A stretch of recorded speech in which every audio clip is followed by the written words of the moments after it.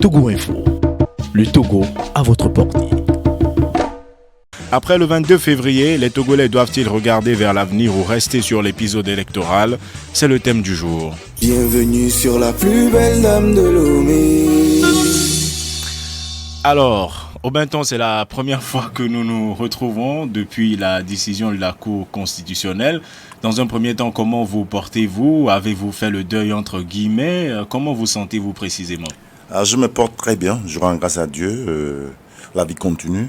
Je remercie Dieu pour la vie de tous les ambassadeurs et de tous les passionnés de la nouvelle vision, Les de tous les ambassadeurs de sympathisants. Ton, vous voulez dire? Oui, les ambassadeurs de Terton et de tous les sympathisants de la nouvelle vision qui se portent également bien et très fort, qui continuent à croire en l'avenir de notre pays et continuent à s'engager pour la construction du Togo de nos rêves. Alors, vous y avez cru jusqu'au bout, vous espériez un revirement de la part de la Cour constitutionnelle, mais il n'a pas eu lieu. En avez-vous été personnellement affecté? Bien sûr, on ne peut pas s'engager depuis plusieurs années sur un terrain qui, pour nous, est indispensable pour accélérer le développement tant souhaité de notre pays et au nom de presque rien, décider que Kodjevi Obenton ne soit plus dans la course présidentielle. Et je crois que vous avez été mis au parfum tous dans le pays, que la raison évoquée contre notre candidature n'a pas de fondement, tant plus que la Cour constitutionnelle elle-même dans sa décision a bel et bien nous a notifié que nous avons remis le nombre de signatures, les 5222 signatures, et quelque part dans sa décision, elle disait que après la saisie par la CENI, après avoir nettoyé les doublons et passé à la vérification, il retenait 5156 signatures. Et au-delà de cela, ils disent que après le croisement, je ne sais pas ce que ça veut dire croisement, soit c'est en génétique que nous sommes ou pas, et qu'ils avaient finalement 3186. Même au-delà de ça, on n'a pas eu de précision par rapport à comment les 3186 signatures sont réparties dans les préfectures, au point où on n'est pas arrivé à avoir 200 signatures par préfecture. Donc nous avons compris quand même, vu la première, la deuxième décision, même suite à son analyse, on voit qu'il y a tellement de contradictions dans cette décision, d'où la conclusion. Avez-vous le sentiment d'avoir été victime d'une injustice? Ce n'est plus un sentiment, c'est un fait. On l'a vécu. On a été victime. On nous a écarté. On a écarté la jeunesse togolaise de cette lutte pour se donner rendez-vous de continuer de faire les mêmes choses de la même manière et toujours maintenir le pays dans un statut quo qui ne permet pas en fait l'évolution de notre pays comme nous l'aurons souhaité. Hier même, Innocent Kagbara, vous avez été deux à être écarté de cette course. Dans ce studio, il a à peu près tenu le même discours. Il dit que la jeunesse, les jeunes, ceux qui pouvaient apporter du nouveau ont été écartés pour que les gagnants éternels et les perdants éternels fassent ce qu'ils ont l'habitude de faire. Est-ce que vous avez la même façon de voir les choses? Oui, justement. Et vous allez voir que depuis plusieurs années, plusieurs mois déjà, quand nous parlions du développement des fondamentaux de notre engagement, nous disions qu'il y a plusieurs acteurs qui sont impliqués dans la crise. Et ces acteurs ont leur finalité. Malheureusement, la finalité des acteurs n'est pas obligatoirement la finalité du peuple. Et l'un des acteurs majeurs, c'est le régime.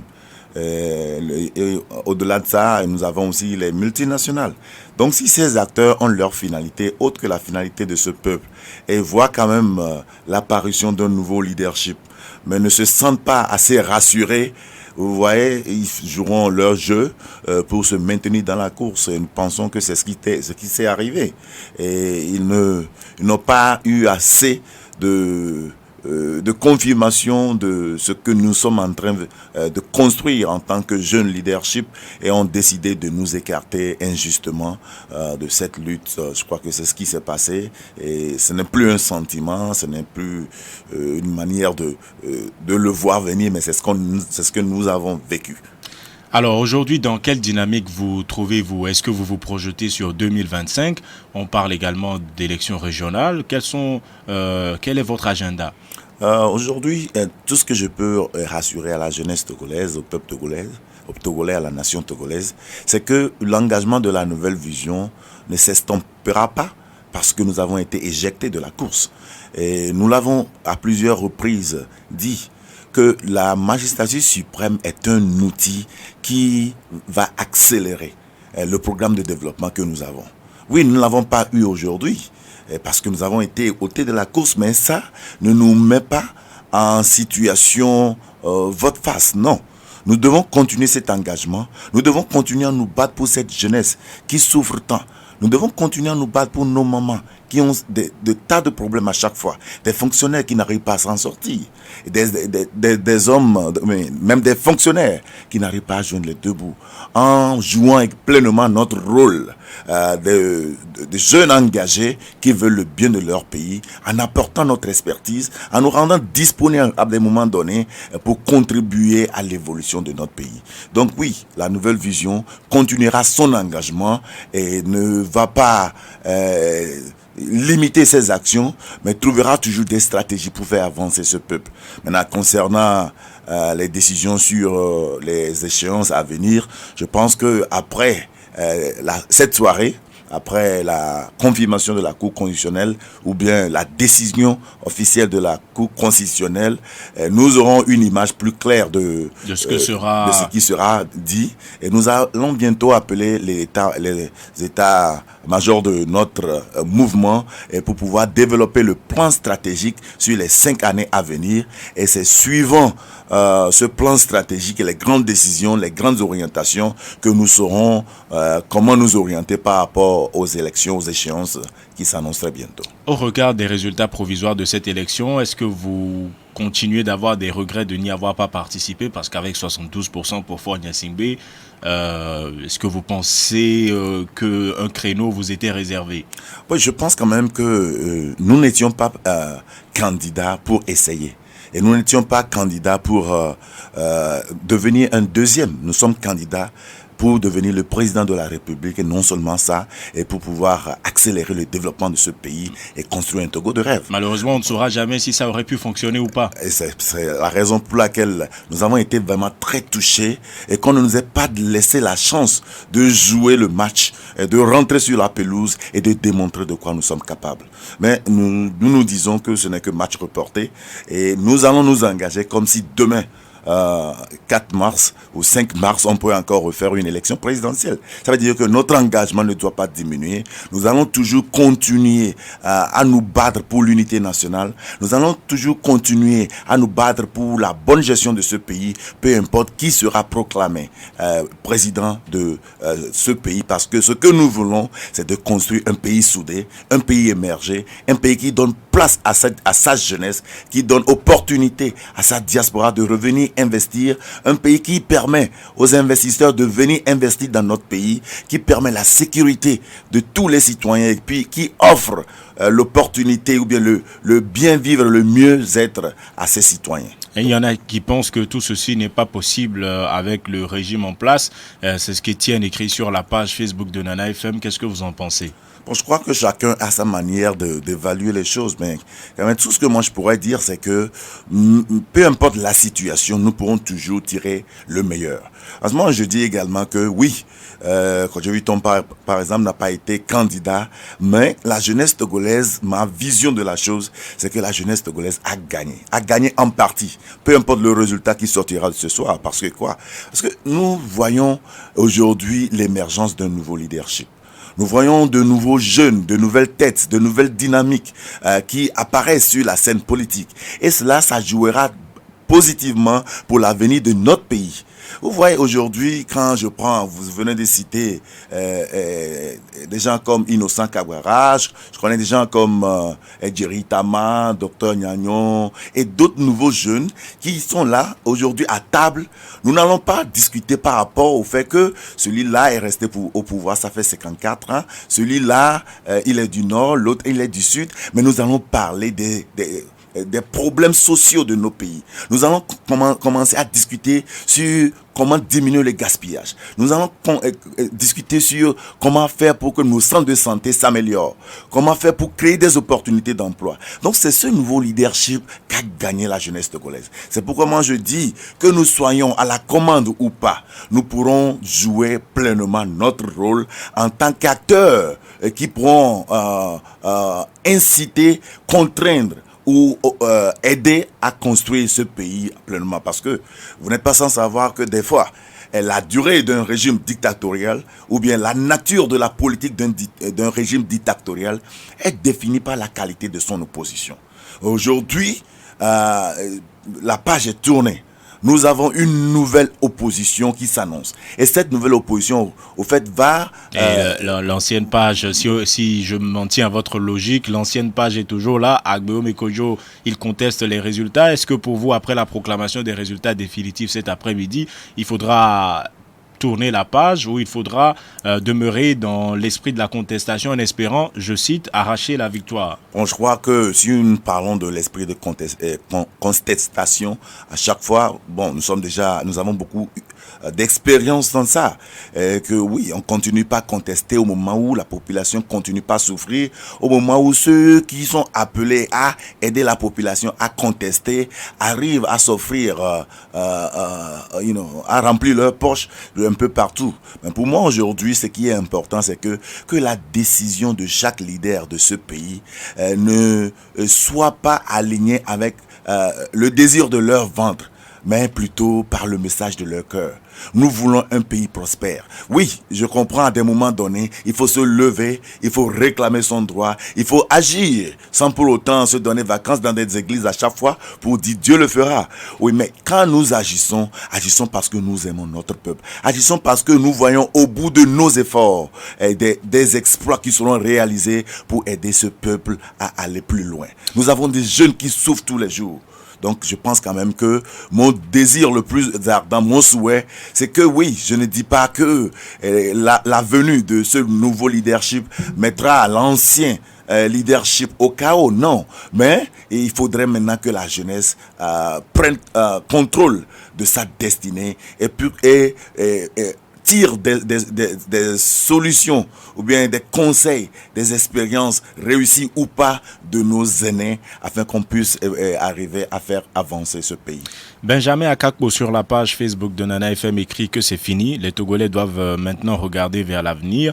Mais quel avenir, se demande Abel Adansi. Il dit que cet avenir est sombre, surtout pour la jeunesse consciente. Nous allons maintenant voir ce que les auditeurs en pensent à travers le 91 09 71 71 ou le 96 61 58 58. La parole sera à vous, chers auditeurs, juste après cette courte pause. Vous l'avez rencontrée, vous l'avez abordée, elle vous a conquis. Vous l'avez épousée pour ses valeurs. Avec vous, elle a fait du chemin. Fidèle, prompte, dévouée, elle coule dans votre vie par sa grâce, sa fraîcheur et sa douceur. Entraînez-vous, c'est plus qu'une tradition, c'est une histoire d'amour. FIFA de cette plus, toutes nos valeurs, dans un nouvel emballage pour désaltérer sans altérer votre santé. Le 91 09 71 71 ou le 96 61 58 58. Auditeur en ligne, allô? Auditeur en ligne, allô? Allô? Bonjour. Bonjour. Monsieur Pelé, comment allez-vous? Oh, très bien. Allez-y, nous vous écoutons de Doula Samé. Le sujet, le thème, c'est...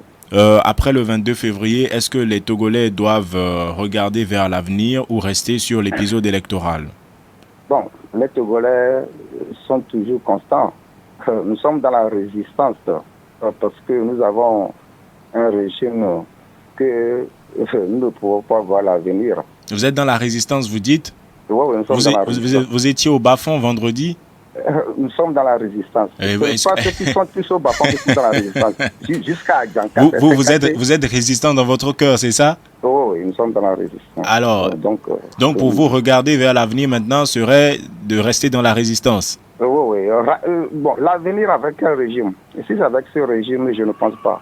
Bon, bien. Moi, ce que je voudrais poser comme question à notre invité, je pense que il faut qu'il comprenne quelque chose.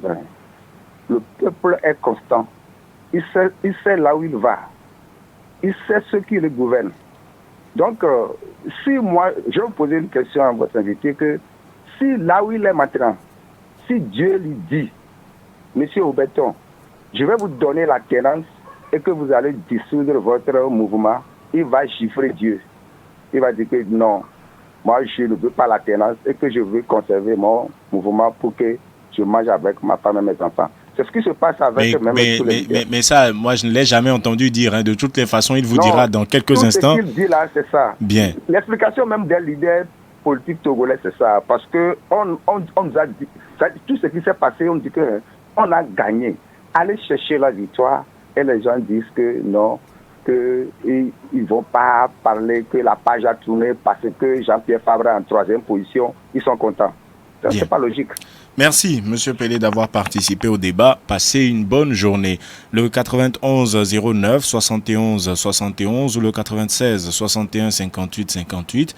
François, sur la page Facebook de Nana FM, François Sémébio écrit que la jeunesse togolaise n'a aucun avenir, à moins que ceux qui nous gouvernent changent de mentalité et aient la bonne volonté. Alors les Togolais, tous auront un futur et un avenir. Adieu.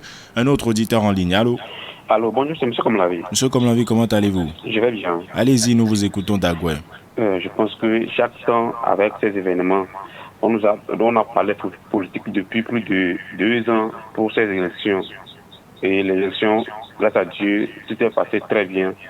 Aujourd'hui, je pense qu'on doit tourner la page de la politique et des élections pour accompagner ceux qui ont gagné l'élection pour le développement du pays. Tout s'est passé très bien, Monsieur Komlavi. Vous savez que ce n'est pas l'avis de tout le monde. En tout cas, ils sont eux-mêmes unanimes que dans la paix qu'on a voté. Et il n'y a pas eu violence le jour du scrutin. Ils avaient leurs représentants dans le bureau de vote. Et ils ont gagné. Ils n'ont qu'à nous montrer par A plus B qu'ils ont gagné. Et c'est fini. On va confronter leurs résultats bien déterminés avec ceux de la CENI. Maintenant, ils sont incapables de les montrer. On va rester à nous jeter la pierre et le développement et la masse de la population. Vous voyez que c'est les politiciens seulement qui se mélangent. La population va faire quoi? Bien. Les gens vont laisser leur marché et chaque fois s'écouter qu'ils disent que la politique, ils vont manger quoi? Bien, merci. Merci, Monsieur Komlavi, d'avoir participé au débat. Passez une bonne journée. Nous allons prendre encore un auditeur en ligne et laisser réagir le docteur Ton, le 91 09 71 71 ou le 96 61 58 58. Allô? Allô? Bonjour. Bonjour. Max? Oui. Allez-y, nous vous écoutons d'Adido Gomé. Bonjour à votre invité. Bonjour.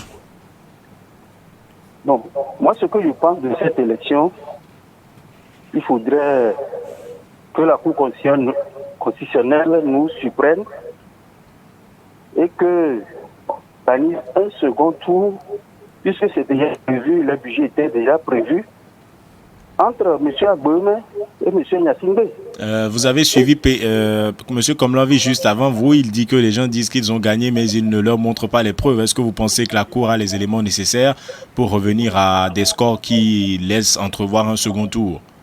Oui, et par fair play, UNI peut nous faire aussi cette surprise, accepter.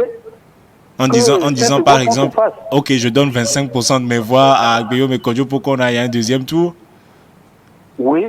Non, c'est pas ça. En quoi faisant alors? On refait l'élection seulement entre les deux. Celui qui est sûr avoir gagné avec plus de 70% aura encore le même score. Celui qui à 18%, même si les autres le rallient, ils sont à moins de 30%. On verra, c'est tout. Donc, bon, je voudrais dire quelque chose. Allez-y. Oui, et à votre invité. Souvent, nous disons que le problème de l'opposition au Togo, c'est l'opposition elle-même. Pourquoi je dis ça? Tout le monde crée son parti.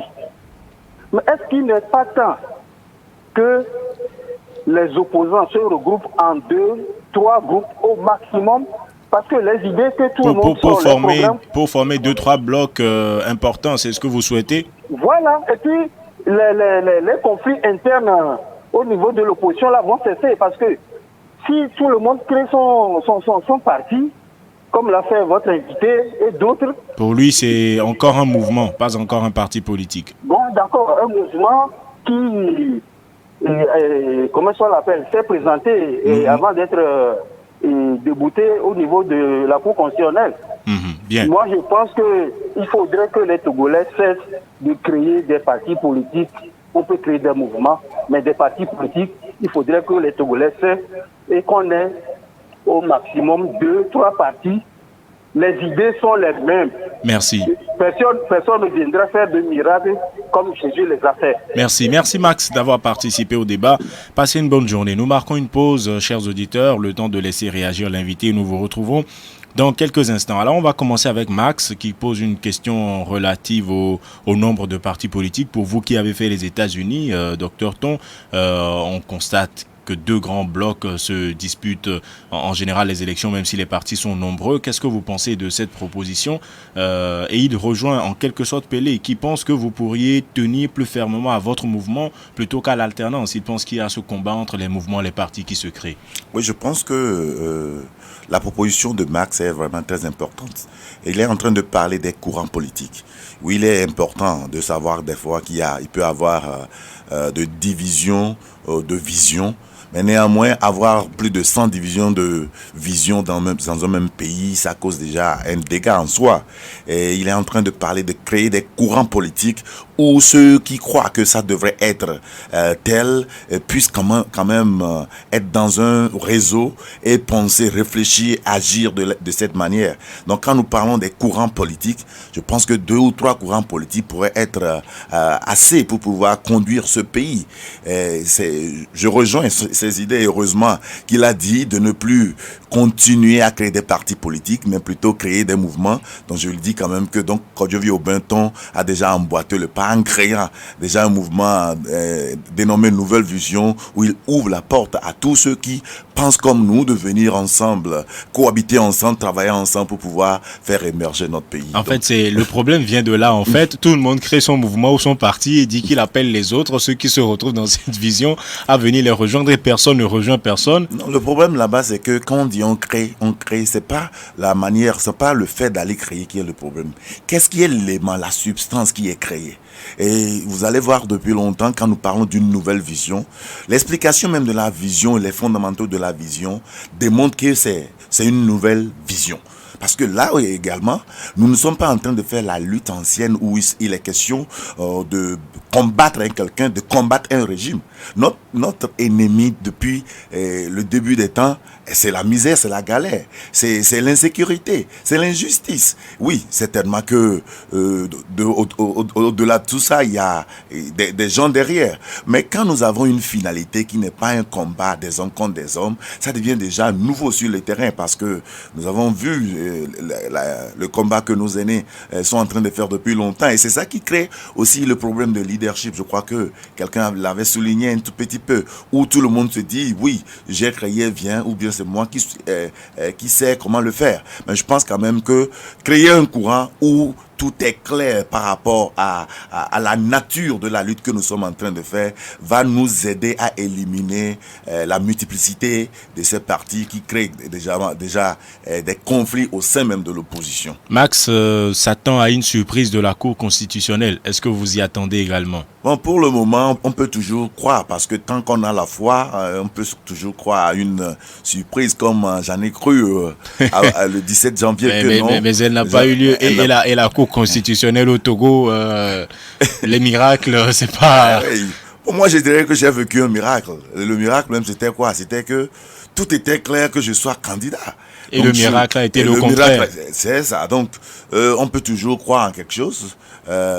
C'est mieux de rester sans croire. Mais ça ne va plus durer. C'est aujourd'hui à 15h que c'est prévu. On verra. Mais comme le thème du jour l'indique, c'est que peu importe celui qui sera proclamé ce soir, moi je pense quand même qu'il faut... Vous pensez qu'il faut regarder vers l'avenir? Regarder vers l'avenir. Le second intervenant disait qu'il n'y avait pas d'avenir avec le même régime.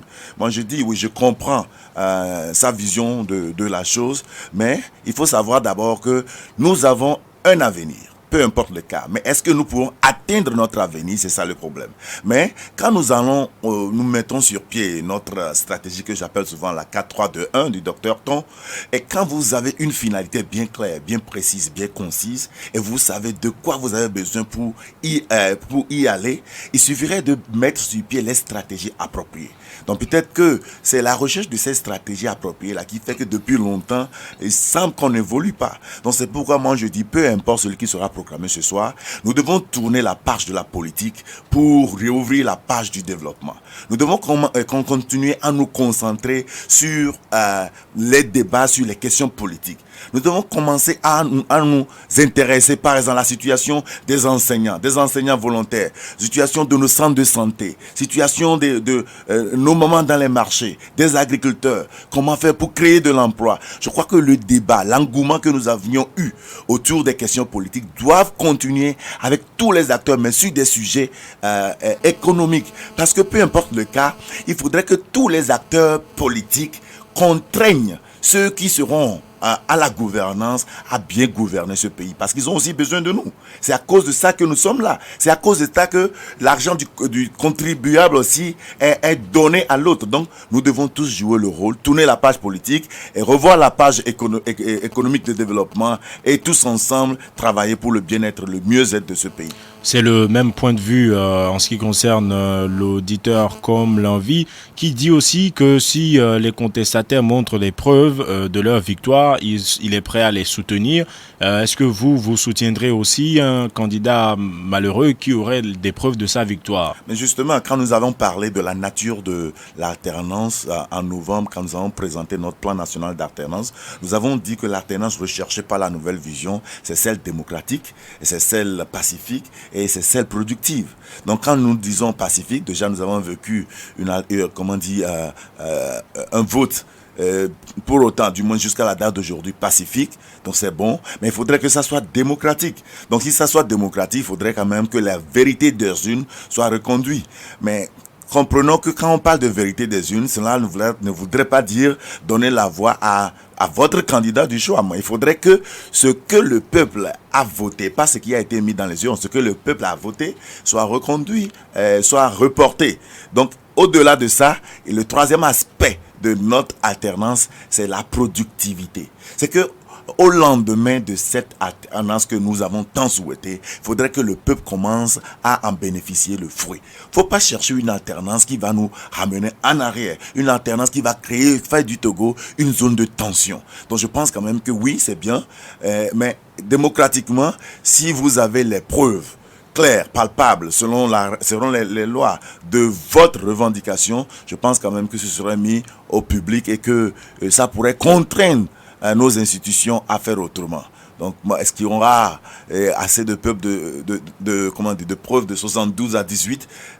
Tout ça, nous sommes au Togo et le miracle est permis. Donc, on attend ce soir de voir ce qu'il y a, mais peu importe le cas, la nouvelle vision est prête et va se rendre toujours disponible à contribuer, à contraindre, à observer et à participer au développement de notre pays, le Togo. Un autre auditeur en ligne, allô? Allô, bonjour. Bonjour, monsieur Kodjo, comment allez-vous? Ça va bien. Allez-y, nous vous écoutons. Je salue l'invité. Bonjour, monsieur Kodjo. À la réponse à votre question, je pense que cette page-là va être tournée. Parce que si on ne peut pas croiser les bras et obtenir ce qu'on veut, mais le candidat qui réclame sa victoire, lui-même a dit qu'à son âge, il ne va plus marcher. Maintenant, il ne peut pas être dans son coin et réclamer sa victoire. C'est pourquoi le choix du prélat est un mauvais choix. Aujourd'hui, il faut dire la vérité. On sait que c'est le PNP... Monsieur Kodjo, là, vous vous éloignez de notre sujet. Non. Si, quand vous parlez de bon ou de mauvais choix, là n'est pas la question. Maintenant, au-delà de la proclamation des résultats, à partir de cet après-midi, pour vous, vous dites que la page sera tournée. Est-ce que vous regardez, sous quel prisme est-ce que vous regarderez l'avenir? Est-ce que vous serez dans la résistance, par exemple, comme dit Pelé, ou est-ce que vous travaillerez au développement de votre pays? Si c'est un autre candidat, je peux résister avec lui. La personne dit qu'il ne va pas marcher. Comment est-ce qu'on va être vous n'allez pas résister avec un candidat qui dit qu'il ne va pas marcher? Oui, Bien, merci. Merci, M. Kodjo, d'avoir participé au débat. Passez une excellente journée. Le 91 09 71 71 ou le 96 61 58 58. Nous avons le temps de prendre deux autres auditeurs en ligne. Allô? Oui, bonjour, monsieur Afan. Bonjour. Vous vous appelez comment? Oui, c'est Bankole. Bankole d'Amoutivé.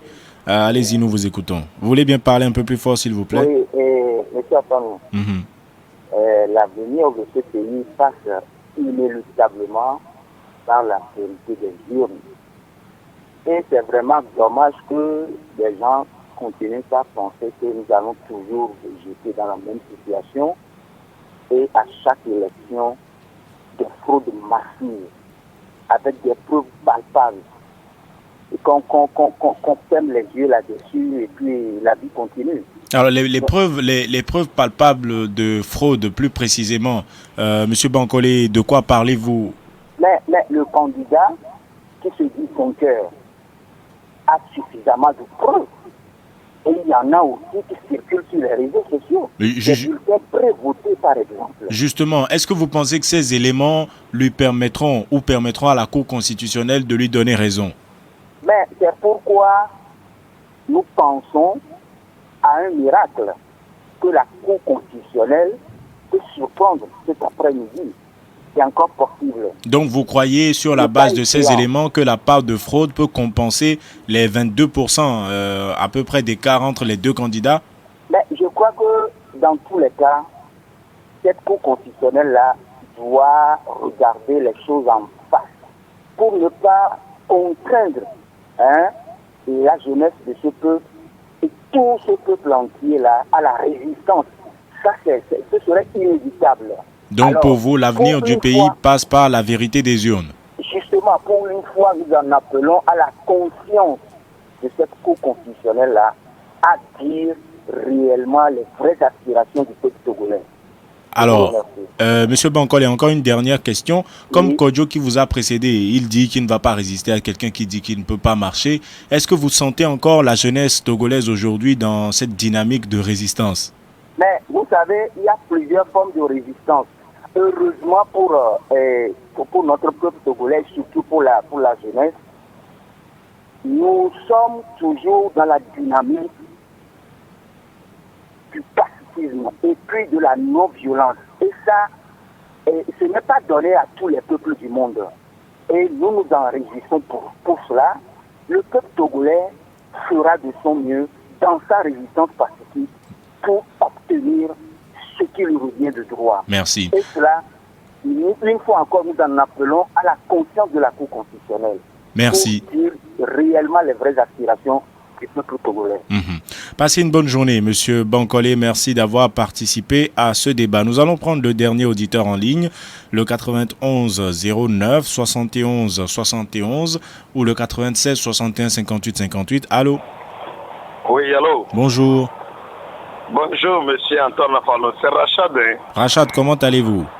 Je vais bien, chef. Allez-y, nous vous écoutons d'Agoué. Oui, mais en fait, la question, c'est quoi? Pour vous, après le 22 février, est-ce que les Togolais doivent rester sur l'épisode électoral ou regarder vers l'avenir? Oui, mais monsieur Antoine Afano, la crise est bel et bien là. Depuis 19 août à nos jours-là, le pouvoir n'a fait que contourner des situations. C'est-à-dire qu'il faut que déplacer la crise. Et le pouvoir dit qu'il a fait les réformes, il a limité les mandats, le vote de la diaspora et d'autres réformes, c'est ce qu'ils disent. Je dis, quand on limite le mandat là, le nom de fois là, ça est effacé dans les 3 mandats passés, ou bien c'est le même nom qu'on retrouve actuellement. Donc on a effacé le nom, on a effacé le mandat, on a effacé son nom. Donc pour vous, la crise est toujours là? Elle est intacte, la crise est intacte.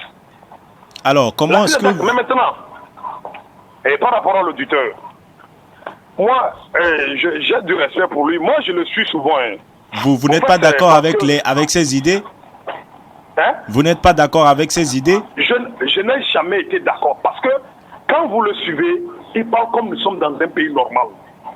Quand il dit qu'il a eu à discuter avec et que les jeunes sont partants, je ne sais pas avec quels moyens les projets il y en a eu.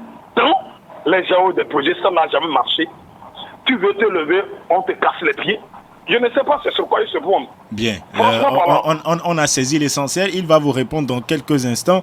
Merci d'avoir participé à ce débat, Rachad, et passez une bonne journée. On va commencer avec lui. Il dit que ici, quand tu as des projets, on te met des bâtons dans les roues. Comment est-ce que vous comptez vous y prendre avec les bonnes idées que vous avez? Bon, j'ai toujours expliqué le fonctionnement selon lequel tous les acteurs impliqués dans la situation socio-politique de notre pays s'impliquent avec des objectifs définis. Pour le régime aujourd'hui, je l'ai plusieurs fois dit, il y a deux raisons. C'est la peur du lendemain et la peur de perdre des privilèges. Donc, tant que j'ai la peur du lendemain, la peur de perdre des privilèges, et j'ai l'opportunité de me maintenir, je vais toujours me maintenir. C'est dans cette dynamique que moi, je le vois. Donc maintenant, quand on prend les autres acteurs, tout le monde a sa finalité. On a les multinationales qui sont là et qui ont investi des milliards dans ce pays et qui veulent quand même avoir un retour sur investissement. Donc, tous ces acteurs sont là pour des raisons données. Maintenant, c'est à nous de voir comment est-ce que nous pourrons arriver à trouver une solution résultante qui va suffisamment rassurer tous ces acteurs pour que les gens voient en l'alternance au fait un bon fruit. Parce qu'aujourd'hui, l'alternance est vue pour certaines personnes comme une arme contre leur bien, une arme contre leur bien-être. Donc, tant que l'alternance est vue de cet angle et que ceux-là ont toujours la possibilité de manipuler, donc soyez rassurés qu'ils seront toujours dans la dynamique de manipulation.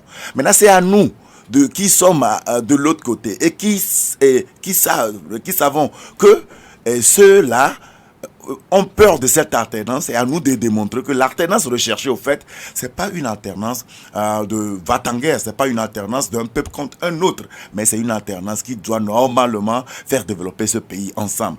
Quand je tiens à sa question... Sur la question du développement, il y en a qui ont expliqué avoir voulu, grâce à des partenariats étrangers, apporter des outils de travail, du matériel, notamment pour les centres de santé, mais tout ça, ça a été compliqué parce qu'on pensait qu'il y avait un objectif politique derrière. Compliqué, oui, mais impossible, non. J'ai été victime depuis Togolese Foundation, où je venais même avec des outils pour aider mon pays, mais j'étais contré. Mais sachant quand même que maintenir ma population, ma génération, ma jeunesse dans une situation chaotique est un outil des autres, je ne me suis pas arrêté parce qu'un projet n'a pas marché, parce que 2 projets n'ont pas marché, non. J'ai continué mon combat et je continuerai. On m'a écarté de la course injustement, mais mon combat ne va pas s'arrêter.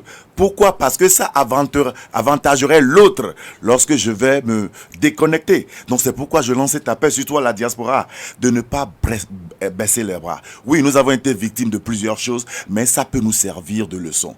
Allez dans les institutions aujourd'hui. On parle de la CENI, on parle de la Cour constitutionnelle, on parle des ministères. Et on les appelle la Cour à la conscience. Et regardez ceux qui sont en train de nous servir. C'est nos papas. Mais la jeunesse est où?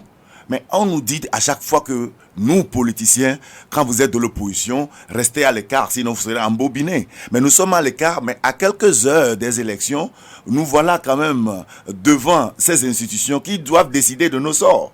Mais moi, je pense quand même que les 5 ans qui sont devant nous, il faudrait que les jeunes envahissent ces institutions. Les jeunes soient formés. Les jeunes soient orientés à dire le droit un peu partout.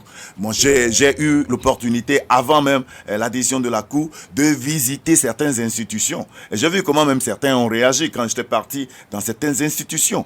Mais quand nous allons continuer à rester de côté, et à revenir à quelques heures des échéances, nous aurons toujours le même sort. Donc c'est pourquoi moi j'appelle la jeunesse actuelle que peu importe celui qui sera proclamé ce soir, les 5 ans qui sont devant nous doivent être meilleurs que n'importe quels 5 ans passés. Parce que nous n'allons pas rester dans une position de vente à guerre, mais nous allons contribuer, nous allons contraindre, nous allons nous rendre disponibles à contribuer tous au bien-être, au mieux-être de ce pays, et aussi à participer à la décision de nos pays en acceptant mettre nos expertises dans les institutions comme il le faut. En même temps, votre mot de la fin, quelles sont les perspectives de la nouvelle vision?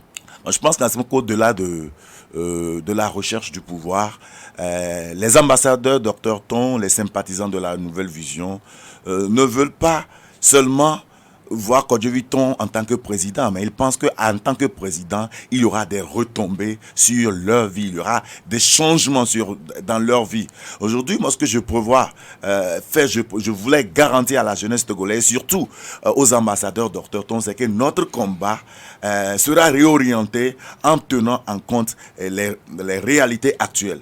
Et ce qui serait plus objectif pour nous, c'est de savoir, parmi les multitudes des ambassadeurs que nous avons, des milliers d'ambassadeurs que nous avons, combien d'entre eux arriveront à trouver d'emploi? Parmi ceux-là qui ont entrepris quelque chose, combien d'entre eux pourront aussi avoir l'opportunité d'avoir des alimentations provenant des ressources de notre pays? Combien de ces ambassadeurs auront l'opportunité également de passer des concours et de ne pas être marginalisés parce qu'ils ne sont pas de tel ou de tel parti? Combien d'entre eux, résidant dans certains villages, pourront avoir accès à l'électricité et à l'eau potable, même s'ils n'ont pas voté en majeure partie un candidat donné? Donc je pense quand même qu'il y a un combat devant nous et la nouvelle vision s'engage à travailler avec tous ces ambassadeurs afin que leur situation d'ici les échéances prochaines s'améliore et que le résultat témoigne vraiment de ce que nous sommes capables de faire pour ce pays.